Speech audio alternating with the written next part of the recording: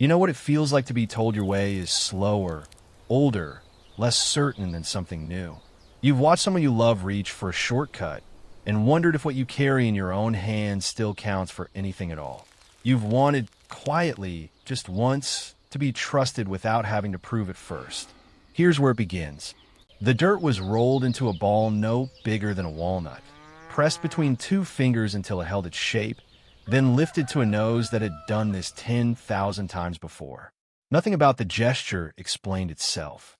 No name was spoken yet, no field described, no reason given for why a grown man would stand alone in an open row at first light, breathing in a fistful of earth like it might tell him something the sky hadn't. Walter Bramwell turned the little ball once between his fingers, felt it crumble along a seam only he seemed to notice, and let the pieces fall. Some habits outlive the people who taught them, and some outlive the reasons anyone ever asks why they're still done at all. Walter had learned this one from his own father, in a row not far from this one, on a morning that had smelled almost exactly like this. He didn't think about that most days. He just did what his hands remembered. The kitchen table that morning had a different kind of dirt on it. A plastic case sat open next to the coffee pot, foam cut into neat little compartments, each one holding a vial, a dropper, a strip of paper that would change color depending on what it touched. Roy Bramwell had driven 40 minutes into town the day before to pick it up, and he set it down now the way a man sets down proof. Soil testing kit, professional grade, the box said accurate readings for pH, nitrogen, phosphorus, potassium. Roy said that a neighbor 2 farms over had started using one just like it and had cut his fertilizer costs by nearly a third. He said it without much heat, more like a man laying out a fact he expected to be welcomed. Sam, 9 years old and still in his pajama shirt, leaned over the box like it held something alive. Edith poured coffee and didn't say much, though she watched her son's face longer than she watched the box. Walter came in from outside, boots left at the door, and looked at the kit the way a man looks at a tool he's never needed. He asked what it did that a good look and a good squeeze didn't already tell a person. Roy said it told you numbers. Exact numbers, not a feeling, not a guess, not something a man decided by rubbing dirt between his fingers and nodding like he'd heard it speak. He didn't say it unkindly, but Sam heard the word guess, and something in him leaned a little further toward the box with its bright dials and its careful foam compartments. Walter only said that dirt had never lied to him yet, poured himself coffee, and went back outside before it got cold. Roy watched his father's back through the screen door a moment longer than he needed to. He wasn't trying to prove his father wrong, exactly. He'd spent his whole life watching Walter walk a field and call it tired or call it ready. And the calls had always been right, as far as Roy could remember. But right didn't scale. Right didn't teach the next generation anything except to trust an old man's hands. And old men's hands didn't last forever. Roy wanted something Sam could learn from a chart, something that didn't depend on 40 years of standing in the same dirt. He turned the kit toward his son and said they'd start with the east field after breakfast, since Walter always claimed the east field was the best ground on the property and Roy wanted to see if a machine agreed. Breakfast went quiet after that, the kind of quiet that wasn't unfriendly, just full. Edith moved between the stove and the table without comment, though her eyes caught Walter's once, and something passed between them that neither of them needed to say aloud after 46 years of marriage. Sam ate fast, eager to get outside, eager to be the one holding the dropper instead of watching someone else hold it. He liked his grandfather. He liked the smell of him, tobacco and hay and something like clean sweat, but he liked the shine of the plastic case more that morning, the way its dials promised an answer without asking him to wait for one. The east field tested exactly the way Walter had always said it would, rich and balanced. The strip of paper turning a color the little booklet called Ideal. Roy nodded, satisfied, and Sam clapped once like they'd won something. Walter, working a fence line 100 yards off, didn't come over to look. He didn't need to. He'd known that field was good since before Roy was born. What caught his attention instead, later that same morning, was a stretch of ground far past the east field, out where the old fence bent west and the grass thinned into something scrubbier, something the family hadn't planted anything serious in for going on 3 years. Nobody had asked the kid about that field. Nobody had thought to. Walter walked out there alone that afternoon, The way he walked out to a lot of places alone, because a farm this size had more corners than any one person could tend with company. He crouched at the edge of the west field, took off one glove, and pushed his bare hand into the soil past the first knuckle. It came back darker than he expected, heavier, with a smell underneath the usual smell of dirt that he recognized the way a person recognizes an old ache before it fully arrives. He didn't say anything to anyone that evening. He only made a note in the small spiral notebook he kept in his shirt pocket, 3 words and a date, and went in for supper same as always. There's a kind of knowing that doesn't announce itself, and it rarely looks impressive from the outside. A boy watching his grandfather kneel in a field sees an old man getting his knees dirty for no clear reason. He doesn't see 40-some years of Aprils, doesn't see every mistake that taught a hand what healthy ground was supposed to feel like every year a crop came up thin and a lesson got written into the body instead of on a paper. Machines measure what they're built to measure, and they measure it well, better in some ways than any person could. But a field is more than the 4 numbers a strip of paper can turn into. It has a memory, and so, it turns out, do the people who've spent long enough kneeling in it. Sam did not think about any of this yet. He only knew that his grandfather had walked off alone toward a part of the farm nobody talked about much, and that the notebook in his shirt pocket had gotten a little thicker by supper. Sam found the courage to ask about it 2 days later, trailing his grandfather out past the barn with the soil kit tucked under one arm, like a schoolbook. He hadn't finished reading. He wanted to test the west field himself, he said, since nobody else seemed to be bothering with it. Walter didn't stop him. He only walked alongside, hands in his coat pockets, and let the boy kneel where he had knelt, let him push the little probe into the ground and wait for the reading. The numbers came back plain, unremarkable. Nothing flagged in red the way the booklet said trouble would flag. Sam looked up, half expecting his grandfather to look surprised. Walter only crouched down next to him, took a handful of the same dirt, and asked Sam to squeeze it in his fist the way he would snowball.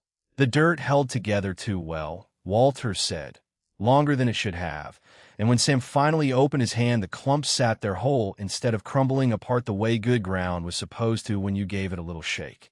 Walter explained. In the plain, unhurried way he explained most things, that ground packed too tight, didn't breathe right, that water sat on top of it instead of moving through, that roots had a harder time finding their way down no matter how many of the right nutrients were technically present. He said the kit wasn't wrong about the numbers. He said the numbers just weren't the whole conversation. Sam turned the clump over in his hand, frowning at it like it had lied to him somehow, though it hadn't lied. It had simply never been asked the right question. There's a particular kind of humility a person only earns by being wrong long enough, and Walter had earned his the hard way, decades back, on a field he no longer farmed the same way he once had. He didn't tell Sam that story yet. He only told him to remember the feel of that dirt in his palm, the way it held its shape a beat too long, because a day would likely come when no chart in any box could describe that feeling as well as his own hand could. Progress had never scared Walter. He'd watched tractors replace horses in his own lifetime and hadn't mourned it.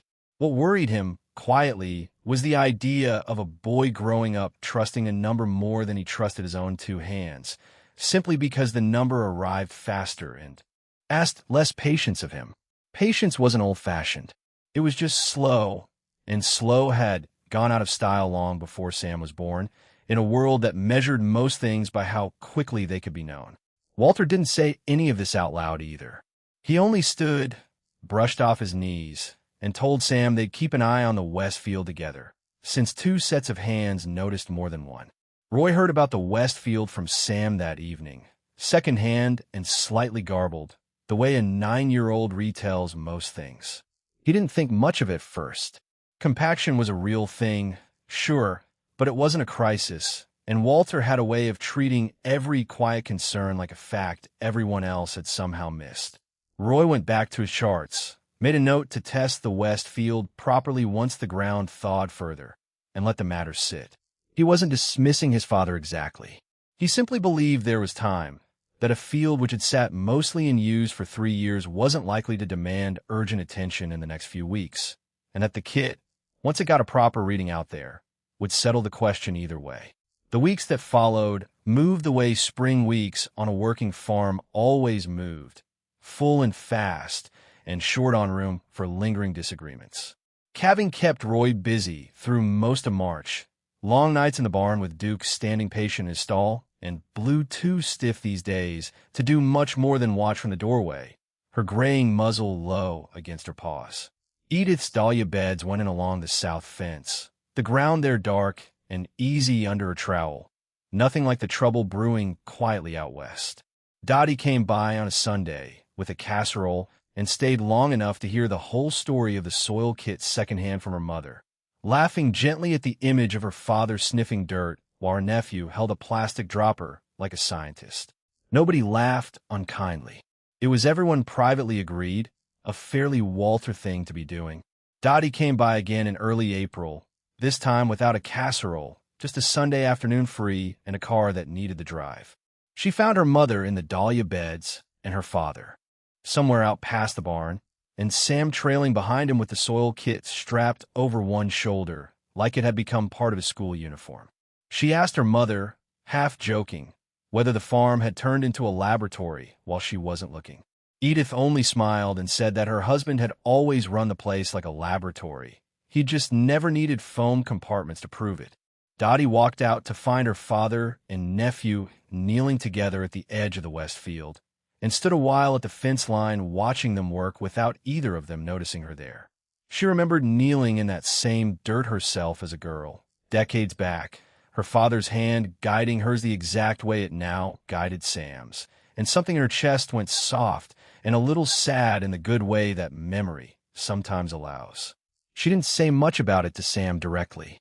She only told him, before she left that evening, that whatever his grandfather was teaching him out there was worth more than he'd probably understand for a good long while yet, and that she hoped he was paying attention. Sam said he was. He mostly meant it. The days lengthened through April the way they always did, mud giving way slowly to firmer ground, the barn smelling less of winter hay and more of the season's first cut grass drying along the fence line. Roy kept busy with the herd, moving pairs out to fresh pasture as the calves grew steady on their legs. Duke pulling the old flatbed wagon out to the far gate most mornings while Nell watched from her spot near the barn, retired now from that kind of work, but never far from wherever the activity happened to be. Blue had taken to following Sam more than she followed anyone else that spring, her old joints slower than Scout's, but her instincts sharp as ever. And more than once, she was the one who noticed Sam wandering too near the pond before anyone else caught it, herding him gently back toward the house with a low, patient bark that Edith swore was the closest thing to a scolding the old dog had left in her. It was Sam who noticed first, in the way children sometimes notice what adults have trained themselves to stop looking for. He'd taken to walking the west field on his own some afternoons, partly out of boredom, partly because his grandfather's attention to it had made the place feel important in a way it hadn't before. He noticed the grass out there had started coming in patchy, thinner, in long, uneven stripes that didn't match any pattern he could explain, and that after a hard rain the water sat on the surface far longer than it did anywhere else on the farm, pooling in shallow puddles that took the better part of the day to soak away. He brought the kit out again and tested 3 separate spots. The numbers still looked fine. Mostly, nothing dramatic, nothing that would have stopped a person glancing quickly at a chart. But Sam remembered the clump of dirt that wouldn't crumble, and something in him didn't feel fine about it at all. He told his grandfather first, not his father, and Walter walked the field with him that same afternoon without a word of surprise, as though he'd simply been waiting for someone else to see what he'd already seen weeks before. He knelt at the worst of the pooling and pushed his hand in deep, past the wrist this time, and when he pulled it back out the soil clung to his skin in a way that spoke plainly enough without any strip of paper to translate it. He told Sam that ground could look fine on paper and still be dying underneath, slowly, the way a person could smile through a long illness nobody around them had noticed yet. It wasn't about the kit being wrong. It was about what the kit had never been built to ask. Roy came out to see for himself 2 days later, boots sinking slightly into ground that shouldn't have still been wet from a rain that had passed nearly a week prior. He crouched where his father showed him, dug his own hand in, and felt the same dense, airless resistance Walter had described. Nothing like the loose, forgiving give of the East Field. He ran a full test kit reading right there on the spot, more thorough this time, checking compaction with a small probe gauge the original kit hadn't even come with, something he'd had to order separately after Walter first mentioned his concern. The numbers finally caught up to what 2 pairs of hands had already known for weeks. The ground was compacted well past healthy, likely from years of standing water and heavy equipment passes nobody had thought twice about back when the field still saw regular use. And if it went untreated through another wet season, the topsoil risked losing what little structure it had left. Roy stood up slowly, wiping his hand on his jeans, and didn't say much for a while. It would have been easy, in that quiet, for the moment to curdle into something sour, an old man proven right, a younger man made small by it. That isn't how it went. Roy looked out over the thin, patchy stretch of West Field, and what rose in him wasn't embarrassment so much as a kind of tired respect, the particular kind that comes from watching a lesson land exactly where it was always going to land, whether you were ready for it or not. He asked his father, plainly, what needed to be done. Walter told him, just as plainly, that it would take a season of deep cover cropping, maybe 2, roots doing the slow work no fertilizer bag could do any faster, and that there wasn't a shortcut through it no matter how good the equipment got. Roy nodded. He didn't argue. For the first time in weeks, the 2 of them stood in a field together without either one trying to prove the other wrong. There's a difference between being right and being trusted, and a wise man learns early that the second one takes far longer to earn than the first. Walter had known for most of his life that a field could speak if a person gave it the time and the touch it asked for, but knowing that himself had never been the same as passing it on. Numbers were easy to hand a child. A number could be written down, memorized, tested on. What couldn't be handed over so simply was patience, or the particular quiet attention it took to notice a field going wrong 3 weeks before any chart would confirm it. Walter didn't think machines were the enemy of that kind of noticing. He thought they could live alongside it, the way a good pair of eyes and a good pair of glasses could work together rather than against each other. What worried him wasn't the plastic case sitting on the kitchen table. What worried him was the possibility that a boy might grow up believing the case could replace the noticing altogether rather than simply sharpen it. A field asks the same question every season in its own slow language, and the question has never changed even as the tools for answering it have. What does this ground need, and who is paying close enough attention to hear it ask? Sam spent that whole spring learning to hear it, without quite realizing that was what he was doing. He helped seed the cover crop across the West Field on a cool morning in April, walking a row beside his grandfather while Roy worked the far end with the drill, the 2 generations meeting somewhere in the middle without needing to say much about it. Walter showed him how to check the seed depth by feel, how to read a coming rain in the particular gray weight of the sky before the first drop ever fell, how a good handful of soil, cupped and squeezed, should hold its shape only a moment before crumbling back apart on its own, like a held breath finally let go. Sam practiced that squeeze on every kind of dirt he could find that spring, in the garden, along the driveway, in the barnyard where the ground had been packed hard by years of hoofs. He was building, without knowing the word for it yet, a kind of memory in his own hands, the same slow inheritance his grandfather had once built in his. Edith watched the 2 of them from the kitchen window some mornings, her own hands busy with bread dough or with the dahlia bulbs she was sorting for the season, and thought, not for the first time, that farming had always been a kind of conversation carried on mostly in silence. She had married into this land nearly 50 years ago, a young woman from a town 3 counties over who had never once squeezed a handful of dirt before Walter first showed her how, standing in almost the same spot Sam now stood in with his grandfather. She still remembered the particular embarrassment of getting it wrong the first few times, the dirt crumbling too fast or not fast enough, Walter patient through every failed attempt in a way she hadn't expected from a man so quiet. She thought sometimes that this was the real inheritance passed down on a farm like this one. Not the acreage or the equipment, but the patience itself, handed from one pair of hands to the next like a tool nobody ever had to buy. The cover crop came in thick through May and June, deep green against the thinner brown of the field around it. roots doing their quiet underground work while the surface simply looked, to anyone driving past on the county road, like nothing more than an ordinary patch of clover and rye. Roy still ran his tests through the season, checking numbers the way he always had, and the readings slowly improved, week over week, in exactly the pattern Walter had said they would. But it was Sam who noticed the change first in a way no chart captured.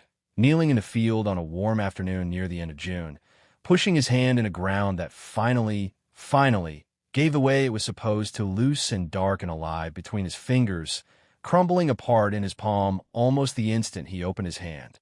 He ran to find his grandfather with dirt still clinging to his fingers, more excited than he'd been about almost anything that spring, and Walter came out to see for himself, kneeling beside his grandson in the field they'd walked together so many times since March. He took a handful for himself, rolled it, squeezed it, let it fall the exact way Sam had just watched it fall from his own hand, and something in his face settled the way a held breath settles once it's finally let go. He didn't say anything about being right. He didn't need to. Roy came out from the barn a few minutes later, saw the two of them kneeling together in a field that had spent 3 years being the part of the farm nobody paid attention to, and understood, without being told, that something had passed between his father and his son that no plastic case with foam compartments could ever quite measure, however good its numbers were. He didn't put the kit away after that. He kept using it through the rest of the season, checking the numbers same as always, because a good number was still a good thing to have. But he started walking the fields with his own bare hands more often too, crouching down the way his father did, feeling for the give in the ground before he ever reached for the probe. And if Sam noticed the change in his father, he didn't say anything about it either. Some lessons were better left unspoken, passed along quietly the way they'd always been passed along on this farm, from one set of hands to the next. That evening, after supper, Walter sat on the porch a while longer than usual, watching the light go long and gold across the yard. Blue settled at his feet with her graying muzzle resting on her paws, Duke's silhouette visible out past the fence where he stood grazing beside Nell in the last of the day's warmth. Sam came out and sat beside him without a word, and Walter, without much ceremony, handed him a small clump of dirt he'd carried up from the porch steps, saved from that same field earlier in the day. Sam turned it over once in his palm, the way he'd been taught, felt it hold its shape a moment, felt it crumble apart between his fingers exactly the way good ground was supposed to. He let the pieces fall through his fingers into the grass below the porch rail, watching them go the same unhurried way he'd watched his grandfather do it back in March, before any of this had started, before he understood yet what the gesture even meant. Walter watched him do it and said nothing at all, only nodded once, small and slow, the kind of nod a person gives when a thing has finally been passed on whole. Have you ever tested something the old way before trusting a new one? Tell us about the moment you knew your own hands hadn't let you down yet. We read every comment Walter and Sam's story brings in, and we're always moved by what you share. Thank you for spending this time with the Bramwell family. Until the next story, take care.